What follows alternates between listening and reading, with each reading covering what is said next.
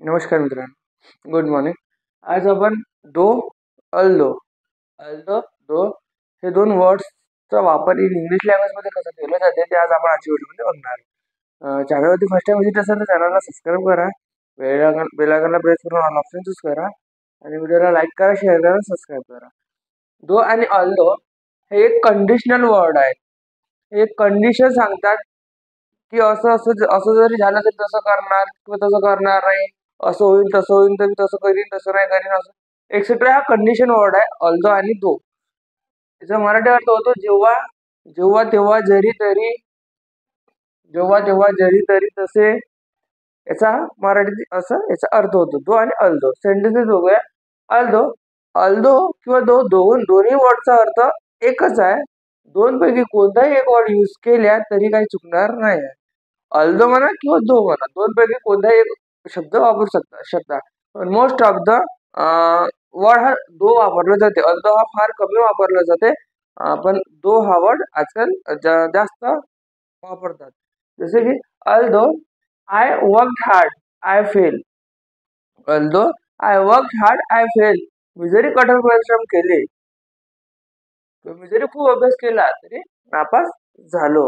बघा, याची हा दो अल्दो हा सुरुवातीला लावतात.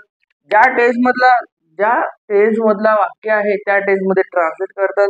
त्याच्यानंतर म्हणजे याचा अर्थ झाला जरी, आणि हा कॉमा आहे, कॉमाचा अर्थ झाला तरी.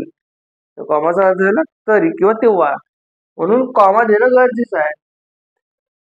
सुरुवातीला दो अल्दो लावल्यानंतर ज्या टेन्स मधला सेंटेन्सेस आहे त्या टेन्स मध्ये ट्रान्सलेट केल्यानंतर कॉमा देणं गरजेचं आहे. कॉमा दिल्यानंतर सेकंड सेंटेन्स ज्या टेन्स मध्ये आहे त्याच टेन्स मध्ये लिहिणं गरजेचं आहे. असे स्ट्रक्चर आहे. दुसरा एक्झाम्पल, अल्दो किंवा though. Though you are rich you are miser. Though you are rich you are miser. जरी तू श्रीमंत असला तरी तू कंजूस आहेस. जरी तू श्रीमंत असलास तरी तू कंजूस आहे. दो, जरी, कॉमा, तरी. किंवा although you are rich you are a miser. दोन पैकी कोणताही एक वर्ड लावायचा. मोस्ट ऑफ द दो जास्त वापरतात, पण तुमची इच्छा दोन पैकी कोणताही एकच वर्ड वापरायचा.